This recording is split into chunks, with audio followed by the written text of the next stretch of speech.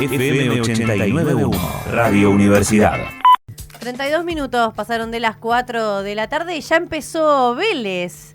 Napoli, explícame esta situación. Bueno, empezó 2 minutos del primer tiempo, 0-0 Vélez Unión en el Amalfitani, con mucho juego, como decíamos, en la parte baja de la tabla. Ahí le voy a consultar a Facu. ¿Hubo saludo al Gallego Méndez de los jugadores de Unión? No se vio ningún saludo. No hubo, parece, saludo. Nadie sabe nada. No hubo saludo, todo muy frío. Nosotros tenemos en estas elecciones la oportunidad de invitar, ¿no?, a todos los precandidatos a intendente de nuestra querida Matanza a que se sienten aquí con nosotros para conocerlos un poquito más y para que nuestros oyentes también tengan la posibilidad de conocer quiénes son, qué proponen, qué buscan, cuál es el cambio que esperan para nuestra Matanza. Y en esta oportunidad lo tenemos a Mariano Hermida aquí en el programa, que es de Política Obrera, ¿sí? Viene como precandidato a intendente y va en la lista de Marcelo Ramal, ¿no?, como presidente, y Jorge Altamira y Patricia Hurones. ¿Estamos bien? ¿Cómo anda? Buenas tardes, Mariano. Estamos bien. Muchas gracias por la invitación y por el espacio, y espero que el programa esté tan bueno como espero que sea el resultado de Vélez. También te veo muy preocupado al respecto. Bueno. ¿Otro hincha de Vélez? Sí. Yo no puedo Hay creer. muchos en la radio, Hay muchos. Aparecen de repente, ¿viste? Brotan cuando aparecen partidos. Hay muchos. Unos que prefieren no decir que son de Vélez. Bueno, primero que nada, me gustaría conocerte, que quiero que te conozcan del otro lado también. ¿Quién es Mariano Hermida y por qué aquí en Matanza? ¿Por qué la Matanza y qué propones para la Matanza? Bueno, mirá, tengo 35 años, soy nacido y criado en González Catán, acá de toda la vida de La Matanza, hijo de una familia también de trabajadores, mi madre docente, ya jubilada. Yo soy profesor de educación física, trabajo en las escuelas actualmente, soy delegado por el sindicato SUTEBA. Mi militancia, digamos, transcurre esencialmente en ese ámbito y luego, bueno, con la experiencia estuvimos organizando todo lo que tiene que ver con los comedores en los barrios, la asistencia social, bueno, una lucha también en ese sentido. Formé parte de la última comisión directiva del sindicato, digamos, del último periodo. Y bueno, esta postulación, en mi caso, tiene como objetivo colocar la mirada que tenemos desde Política Obrera de la situación actual. Y qué es lo que entendemos que se está discutiendo siempre desde el punto de vista de la clase obrera. En este sentido, si uno mira los 4 candidatos centrales, donde se concentra la atención, todos coinciden en una cosa, que tiene que ver con atacar fuertemente las condiciones laborales. Nosotros en los spots que estamos publicitando en las redes y en la televisión, estamos haciendo un eje de esta cuestión, porque la precarización laboral entendemos que se está llevando la vida y la posibilidad de desarrollo de la clase obrera. Hoy, con los niveles salariales que tenemos, un trabajador tiene que estar deslomándose 8, 10, 12, 14 horas, jornadas laborales extenuantes, que incluso nos encuentra retrocediendo en la historia. Es decir, las jornadas laborales, las conquistas de 8 horas con un salario mínimo que cubre el costo de la canasta familiar, está, bueno, siendo atacado hace mucho tiempo, y por lo tanto, bueno, lo único que se escucha son propuestas de avanzar en liquidar en el derecho laboral. Sí, eso es tremendo. De hecho, lo hemos hablado aquí en el programa varias veces, donde ya no existe ni siquiera como un discurso de posibles mentiras, ¿no?, como para atraer votos, sino que se va a la crudeza a veces o al discurso donde te lo dicen directamente. Vamos a recortar, para nosotros el salario es un gasto, y tienen mucho caudal de votos esas personas. Bueno, vamos a verlo, pero lo que es claro es que para nosotros en esta elección se está desenvolviendo una crisis de poder. Sí. Es decir, la clase social que gobierna, los partidos que responden a esa clase social, están debatiendo de qué forma ese programa se implementa. Y hay algunos que dicen, bueno, puede ser con un gobierno de unidad nacional, dialogando, haciendo acuerdos con los sindicatos, y otro sector que plantea abiertamente una agenda de tipo fascista. Los spots, por ejemplo, de Patricia Bullrich, esto de a todo nada, pero también Lustó, que en la capital federal le está poniendo carteles diciendo que quiere terminar con los piquetes. Bueno, estamos acá en presencia de efectivamente avanzar hacia liquidar el derecho laboral, porque el proyecto este de eliminar la indemnización por despido es muy profundo, no es solamente un problema gremial. Las patronales quieren con esto fomentar la rotación laboral, es decir, liquidar la capacidad física e intelectual de un trabajador que a los 40, 50 años, debido a los ritmos laborales que tiene, termina con la columna destrozada, su físico y demás. Entonces dicen, bueno, quiero la libertad para desecharme de los viejos, como dicen las fábricas, contratar gente nueva y bueno, y exprimir hasta la última gota de sudor la fuerza de trabajo. También se quieren eliminar las multas que reciben las patronales cuando infringen en alguna infracción laboral. Sí. Es decir, que se eliminaría el derecho laboral. Es decir, uno tiende, a ver, yo me peleo en la calle con alguien y puedo hacerle una demanda al otro porque me lesionó. Ahora, si es una patronal, pierdo, digamos, ese derecho a reclamar una cosa elemental con este discurso muy interesado que coloca que hay una industria del juicio y que se pretende sacar una tajada y qué sé yo, cuando en realidad habría que hacerle un juicio a la industria porque tiene al 40% de la población trabajando de manera precarizada. Entonces nosotros queremos poner de manifiesto en la campaña electoral que se está discutiendo este problema, la agenda es esta, y en esto los candidatos que se postulan tradicionales tienen sus diferencias de grado, de cómo realizarlo, pero van hacia esto. Es un problema mundial, no es solamente de acá. En España ya hay contratos de hasta un día. Sí, claro. Es decir, el capitalismo como sistema social está dispuesto a atacar hasta el final a la condición de vida de un trabajador, y nosotros lo que decimos, que es, digamos, un eslogan o una idea que queremos transmitir, es que la familia, la vida de los trabajadores está primero antes que la ganancia de las empresas, que estamos viendo cómo va destruyendo todo. Ahora, el problema de la precarización laboral, el problema de la destrucción del medio ambiente y el problema de que hay en desarrollo en estos momentos una guerra, entendemos que son manifestaciones muy claras de cómo la vida social se va destruyendo, y a costa de eso quieren que esta crisis la absorban los trabajadores.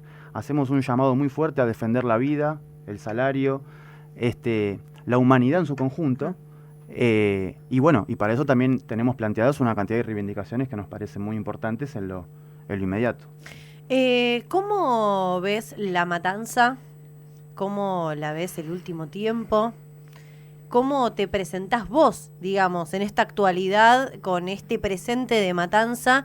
¿Qué es lo primero que para vos habría que mover, que empezar a recuperar? Bueno, no sé, ¿cómo la observás vos desde tu punto de vista? Bueno, las estadísticas creo que son muy claras. Y incluso tal vez el que me escucha, creo que no hace falta relatarle la realidad porque la vive.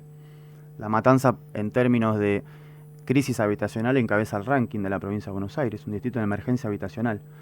El acceso a la tierra y a la vivienda es prácticamente imposible. Sabemos muy bien que la especulación inmobiliaria que se desenvuelve en los primeros cordones hace que los trabajadores sean expulsados hacia los márgenes del distrito y bueno, y vemos situaciones de construir una casita al lado de un lugar que ni siquiera puede estar habitado para la vida humana.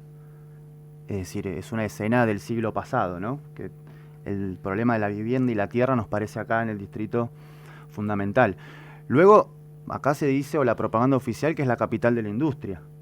Y de ahí Espinosa promete un polo tecnológico, una cantidad de cuestiones.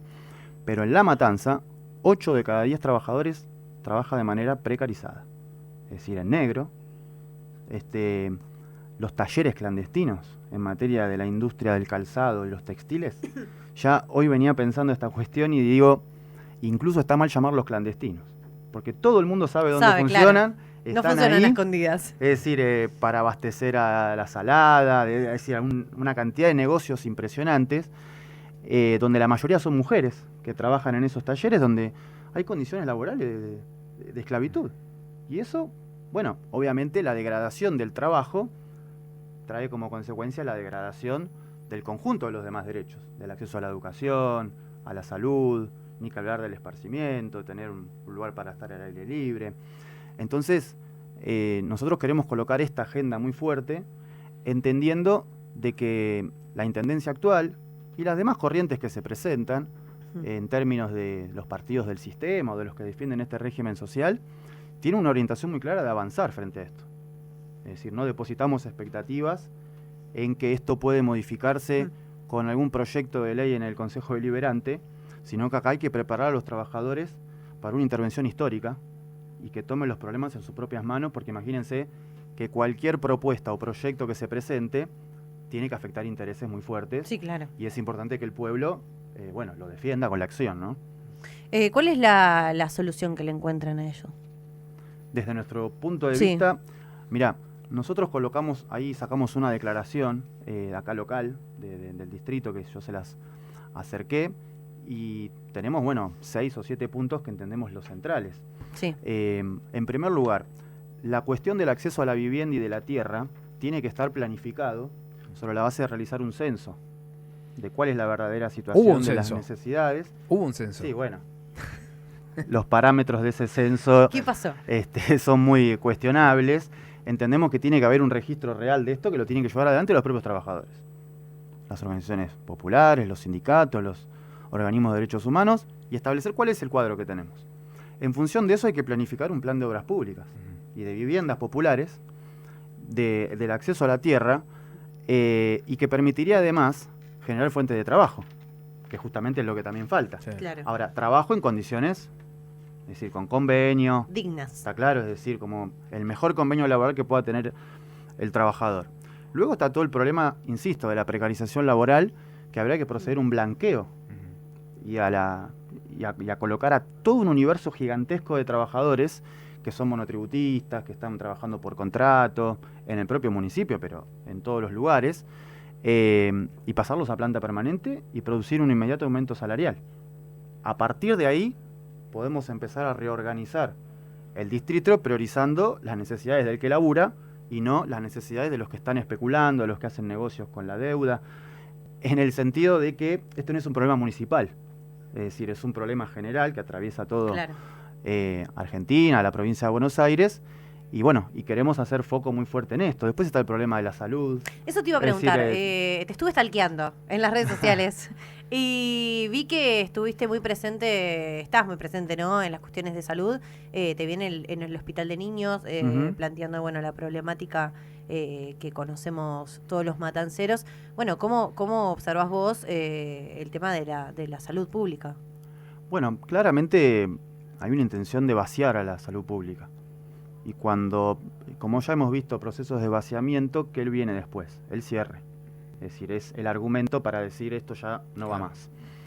Que se estén retirando del hospital 30 trabajadores, 40, y que esto continúe, que la guardia esté cerrada en un hospital de niños. Miren, hace un rato se hizo público en los medios. Un chico se fue a atender al hospital del kilómetro 32. Lo lleva la madre. Lo vi porque justo antes de llegar acá. Lo lleva la madre al hospital del kilómetro 32. No consigue ahí para hacerle la intervención. Lo lleva al hospital del niño de San Justo. Lo atienden porque los trabajadores no están de paro. Están ahí laburando. Lo atienden. Lo van a subir por el ascensor y el ascensor se traba. Y tienen que retirar Operación de urgencia, apendicitis. a ese chico. Es decir, son condiciones terribles. Si esto no es un ataque abierto al acceso de la salud de la población, los médicos, los profesionales de ese hospital tienen sueldos que son increíbles en materia de lo bajo que están de la línea de la pobreza. Entonces, vuelvo al tema inicial. Se precariza, se ataca el salario, se ataca las condiciones de trabajo para luego proceder a una precarización del propio sistema de salud, que es lo mismo que pasa con la educación, vaciarlo, y mientras tanto seguimos viendo como los subsidios, por ejemplo, a la salud privada y a la pública continúan sin que nadie toque un peso. Entonces, el acompañamiento a esta lucha que es de las compañeras, de los compañeros que están ahí, es fundamental. Tienen que triunfar los compañeros, tienen que lograr el aumento salarial que están conquistando, porque aparte no es solamente la defensa de sus condiciones de laburo, sino que es la defensa para que la población acceda a la salud pública. Claro. Bueno, y en ese sentido, ¿no? Salud, educación, es muy importante también que se hace con los fondos destinados, ¿no?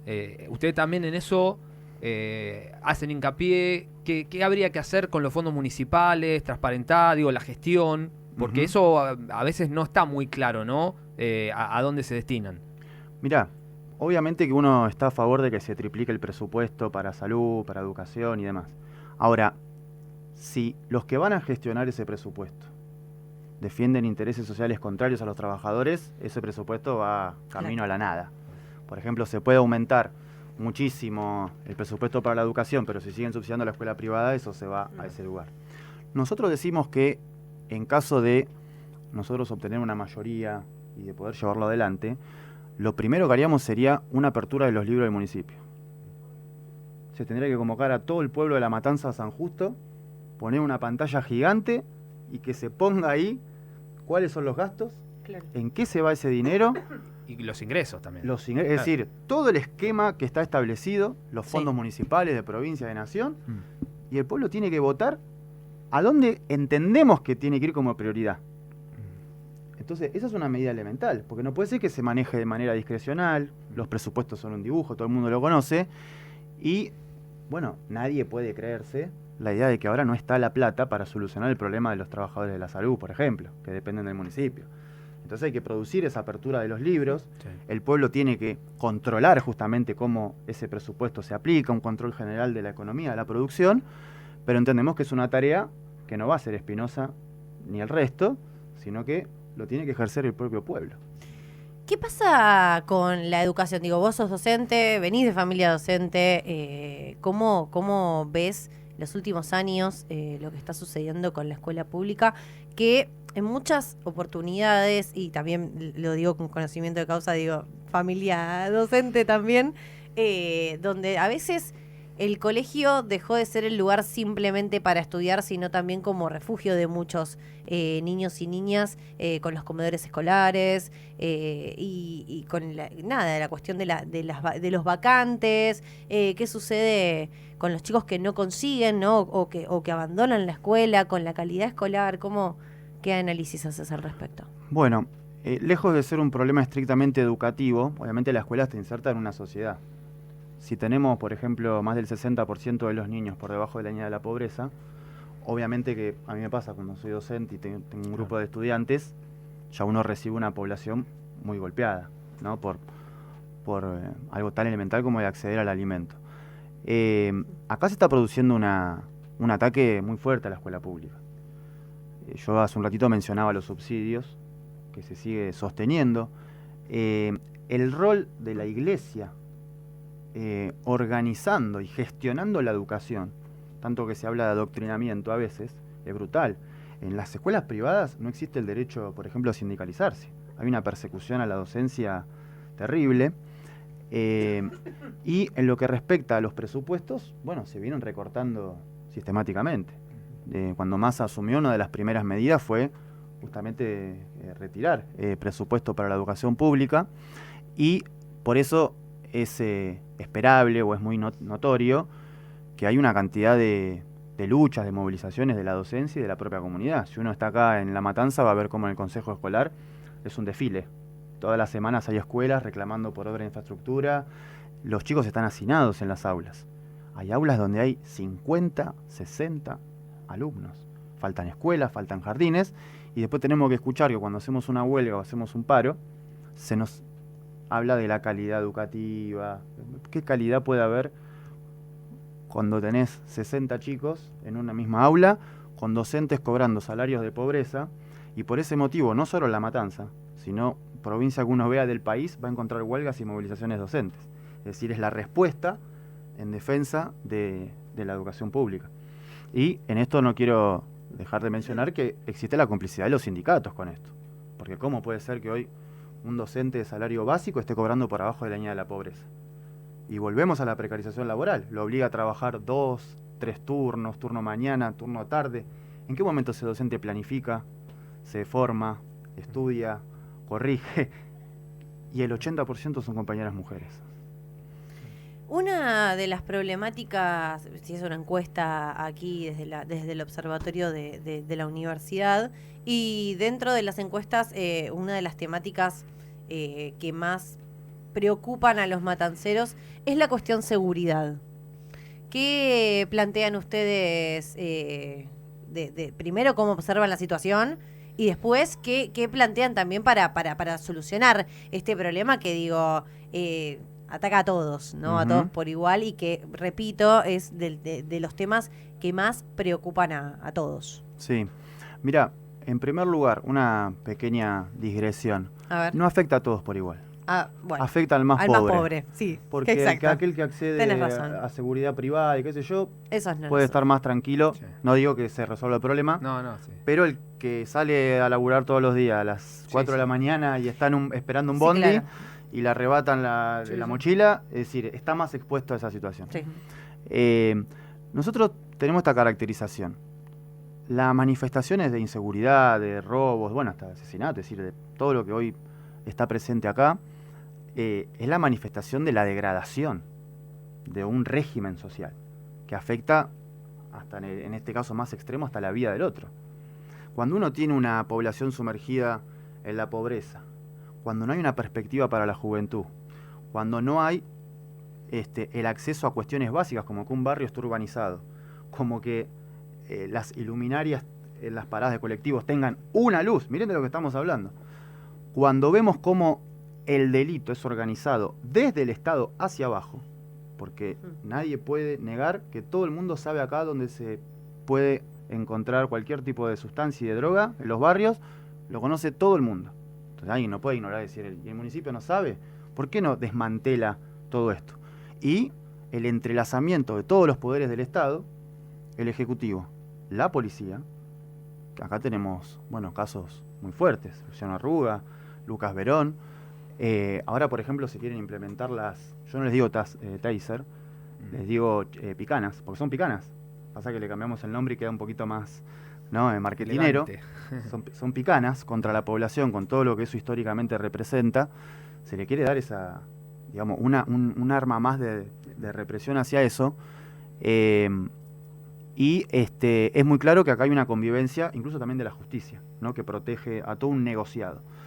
Entonces nosotros decimos lo siguiente: frente a todo esto, nosotros no entendemos que la salida es reforzar más cantidad de policías, más herramientas de represión, bajar edad de imputabilidad. Nos parece que eso es muy negativo. Lo único que vamos a tener es mayor inseguridad, porque vamos a ver a las bandas de la policía peleándose entre ellos por los negocios, y en el medio está la población, que cuántos casos conocemos ahora de balaceras de chicos que quedan en el medio, todo por esta red. Entonces, este planteo no tiene una solución parcial. Hay que decir las cosas como son. Acá hay que modificar absolutamente todo. Ahora, en el mientras tanto, nosotros promovemos que en los barrios los compañeros se organicen, que denuncien la zona liberada, que intervengan en la cuestión de la seguridad de su propio barrio, y al mismo tiempo de que se satisfagan todas las necesidades para que esos pibes no estén expuestos a este tipo de situaciones, de delitos. Te puedo asegurar que un aumento, por ejemplo, de salarios, que un aumento de la disposición de clubes, de centros culturales, una política de ataque a los narcotraficantes y su entrelazamiento con la policía, el desmantelamiento de toda la red que hay, incluso las redes de trata, es decir, el delito organizado, que es, digamos, donde se desprenden los demás más pequeños, tiene que ser atacado violentamente, y entendemos que esto solo va a ser obra de un gobierno de trabajadores, que va a tener que pensar luego una nueva forma de organizar a la sociedad, y por eso, bueno, rechazamos todas estas medidas, digamos, que solo buscan el punitivismo y que ya sabemos que no va a tener una solución. Más clubes, por ejemplo, más clubes de barrio, más clubes sociales. Clubes de barrio, bibliotecas populares, es decir, un chico cualquiera que está en un barrio, que ve cómo a su alrededor se derrumba un proyecto de vida, ve a sus viejos que no están nunca, porque tienen que laburar 12, 14 horas, es decir, se le viene el mundo abajo. Entonces dice, ¿sabes qué? Voy y me la juego, total, esto no tiene sentido. Nosotros tenemos este enfoque del problema y queremos apuntar a todo lo demás, decir, a las condiciones en las cuales ese pibe tiene que... Ese sería en el largo plazo. ¿Y en el corto plazo qué proponen? Bueno, insisto, hay que organizarse en los barrios, movilizarse, denunciar la convivencia de la policía. Pero no es fácil eso, Mariano, ¿eh? Bueno, hay temor muchas veces porque... Por supuesto. Pero no es fácil con ningún aspecto que uno quiera. Es decir, en un sindicato, quiero aumento de salario. Si protesto me echan, no es fácil. Sí, claro, también. Bueno, sí. Nada es fácil. Seguro. ¿Está claro? Sí, en eso estamos de acuerdo. Coincido igual, de hecho, esto recuerdo haberlo hablado con Natalia Hernández cuando vino aquí, porque sabemos que las condiciones que generan la inseguridad son la pobreza, la desigualdad, la falta de oportunidades y un montón de cuestiones que, digo, requieren claramente de un proyecto a largo plazo para poder solucionar a las generaciones que vienen, pero sí también hay como una situación urgente que tiene que ver con esto, con no poder salir a la calle, con el tema de las motos, ¿no? Esta idea de los motochorros constantes, de los arrebatos, que como decís vos, ¿no? También afectan, digo, principalmente afectan al trabajador, al que se toma el colectivo, al que tiene que levantarse a las 5 de la mañana para ir a trabajar, al que está expuesto en la calle constantemente, digo. Y a veces comprendo también que a veces la policía es parte del problema, pero también me parece que es parte de la solución, ¿no? Bueno, sí, hay que ser concretos, depende. Claro. Lo que digo es depende. Te doy un ejemplo. En esto que tiene que ver con las soluciones o inmediatas o el corto plazo. ¿Implica mucho dinero iluminar todos los barrios y las paradas de colectivos? Es una decisión política. Sí, ¿Cuánto claro. implica? ¿Con eso alguien resuelve el problema? No, pero no es lo mismo esperar un colectivo con toda una disposición. Bien. Reducir la frecuencia de los colectivos. Los márgenes, sí. La frecuencia de los colectivos que sabemos que reciben subsidios millonarios y no lo sacan en las horas ni nada. ¿Se puede planificar eso? Los clubes es decir, todo un esquema. Claro que se puede hacer. Hay una decisión política de no hacerlo. Claro, y hay una eficiencia del Estado que no está sucediendo también, ¿no? No, es que el delito es un negocio. Claro. El capitalismo convierte a todo en una mercancía. Por eso no se ataca a los narcos. Es decir, hay todo un negocio atrás que hay que atacar, porque si no esto no tiene una salida. Ahora, así como digo esto, hay experiencias en barrios donde los vecinos se organizan y sacan a los narcos y se terminó, viejo. Sí. Te están llevando la vida de tus hijos. Entonces promovemos esa organización al mismo tiempo de, insisto, un plan de urbanización, es decir, de ir, digamos, atacando el problema por todas las esferas, porque si lo reducimos a una cuestión, podemos empeorar la situación. Vos hace un ratito habías mencionado la cuestión ambiental. Tenemos un gran problema en Matanza con eso, ¿no? Digo, el SEAMSE aquí cerca, muchas denuncias por agrotóxicos que suceden. Bueno, ¿cómo plantean una solución al problema ambiental, ¿no? Que también dicen mucho Matanza igual basura, suciedad, ¿no? ¿Cómo resolvemos eso? Mirá, te diría, voy a la Matanza ahora, pero el problema ambiental es un problema mundial. Sí, claro. Hace poco tuvimos los días más calurosos de la historia que se han registrado. Sequías, pandemias. Tiene todo que ver con una estructura social y con un modo de producción. Lo que se llama cambio climático, en realidad es la rebelión de la naturaleza contra la depredación capitalista. Entonces, nuestro distrito, en ese contexto, yo por ejemplo vivo muy cerca del SEAMSE, veo la torre de basura de mi casa, hace muchos años, y la población no tiene otra que buscar su lugar, estar, y he conocido muchísimos casos, enfermedades en la piel, respiratorias, gente que se le va la vida, porque también es un negocio. El tirar, es decir, el no dar un tratamiento de reciclaje, por ejemplo, a la basura, implica un mayor gasto para una empresa. Entonces no están dispuestos, dicen, que se envenene la población, ¿no? Sí. Igual que con los ríos, con el saneamiento ¿no? Es decir, es un esquema general, lo mismo que las empresas contaminantes. Nosotros lo que decimos ahí es que la población, una determinada comunidad, tiene el derecho a veto. Es decir, por ejemplo, en el tema de agrotóxicos. Sí. Si se quiere implementar un proyecto productivo que va a afectar al medio ambiente y a la salud de la población, nosotros defendemos que la comunidad de ese lugar tenga derecho a veto y decir, acá no. Miren lo del glifosato. Nosotros sostenemos que hay que prohibir el uso del glifosato en las inmediaciones cercanas. No regularlo a una cantidad de metros, porque está comprobado que esas partículas vuelan, llegan, y no solo es el aire, sino que es el agua, es todo. Bueno, acá se aprobó en el Consejo Deliberante, a iniciativa del oficialismo, un proyecto que marcaba eso. Primero, nunca se implementó, y segundo, lo central es que el encargado de controlar eso es el propio Estado. Claro. Pero si el Estado es el que hace estos pactos y estos negociados con los ojeros, qué sé yo. Entonces, esa sería una cuestión. Luego el SEAMSE tiene que ser, en nuestra opinión, cerrado y reemplazar el tratamiento de la basura por un proceso de reciclaje y demás.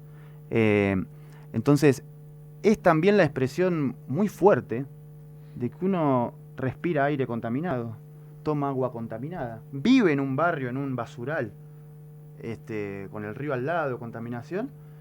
Es un aspecto muy duro cuando uno lo pone a pensar en términos de a qué está sometida la población bajo este régimen. Entonces, bueno, eso hay que atacarlo radicalmente, y las empresas contaminantes tenemos que tener ahí una comisión obrera que vaya regulando y que controle efectivamente todo eso, porque todos sabemos que si una empresa quiere desechar algo y no le hace un tratamiento previo y demás, de vuelta, implica una mayor inversión, bueno, se lo tira y que todo el mundo, es decir, que pague con la vida o con su salud la población que vive cerca.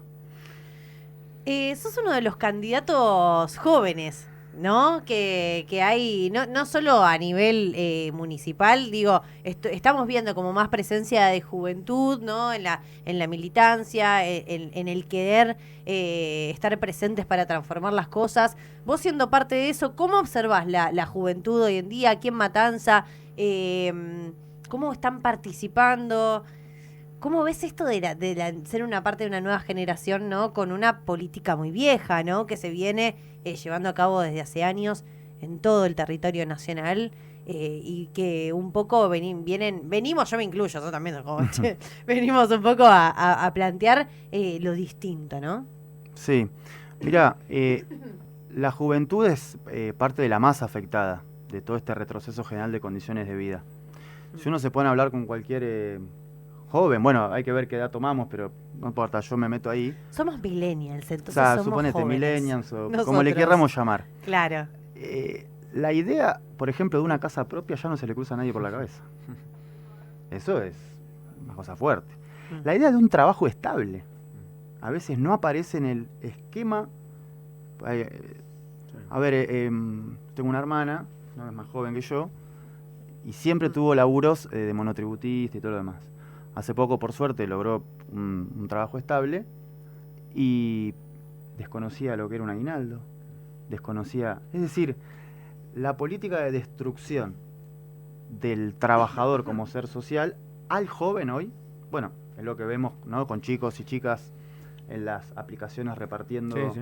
¿no? Es decir, es una Sí, política sí. muy, Tremenda. muy agraviante, muy fuerte, que ante cualquier accidente quedan a la buena de Dios.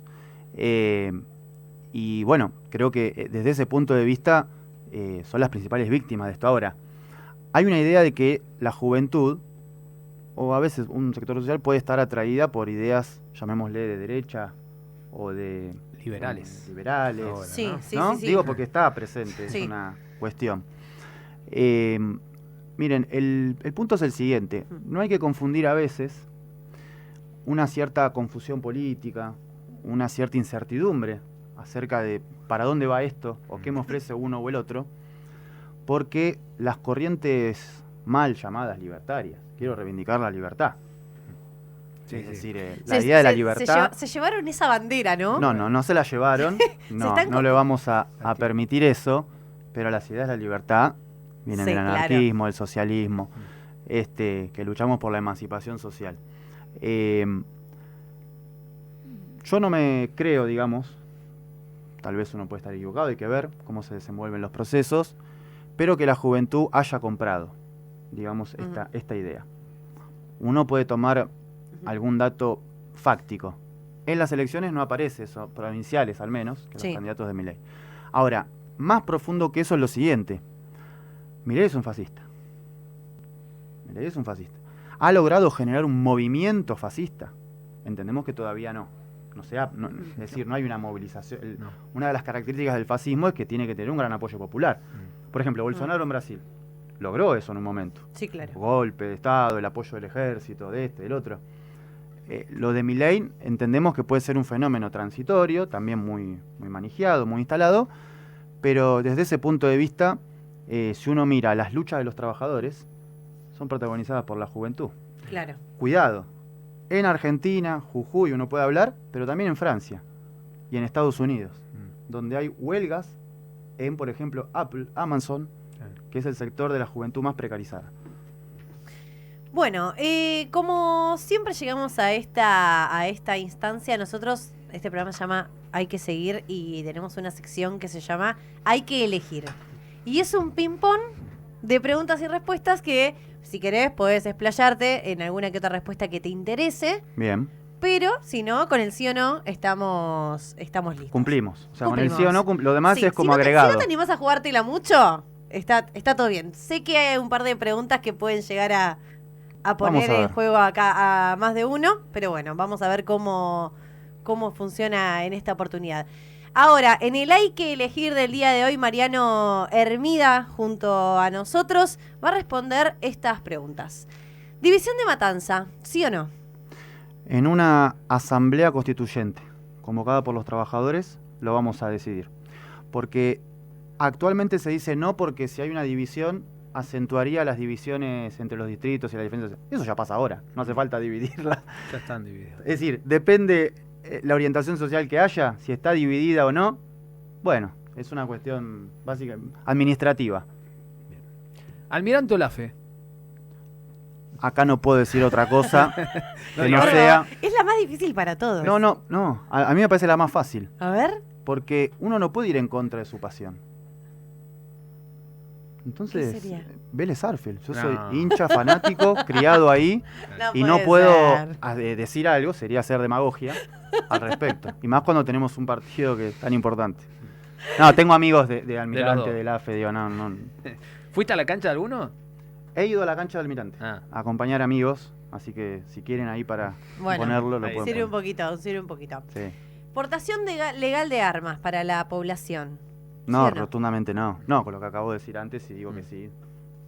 No, en absoluto. Es un planteo muy peligroso que incluso puede ser utilizado para una posible guerra civil contra los trabajadores. No estoy exagerando, porque la que dice eso y los que sostienen eso son los que están haciendo spot, demoliendo edificios y diciendo que van a terminar con todo esto. Así que es serio el tema. Me salteo la que viene. No. Las pistolas No, Taser. pero hay que hacerla igual, Pero, ya sabemos. Bueno, pistolas Taser para las fuerzas policiales. No, punto. Picanas, ¿no? Para Mariano. Son picanas. Son picanas. Plan de domingo para Mariano, ¿qué preferís? ¿Shopping, Campanópolis? Mira, un asado con mi familia, seguro. Y si después hay un partido de fútbol para ir a la cancha, también. Bien. ¿Control de precios? ¿El control del precio es asociado a un control más general de la economía por parte de los trabajadores? Sí. Bien. ¿Le cambiarías el nombre al distrito? No veo que sea hoy un tema que modificaría en algo. Muchos han planteado que buscarían cambiarle el nombre. Salario mínimo igual a canasta familiar. Ahí vamos a cambiar de verdad. Ubicación, urbanización de barrios populares. Sí, por supuesto, urbanización, todo lo que está.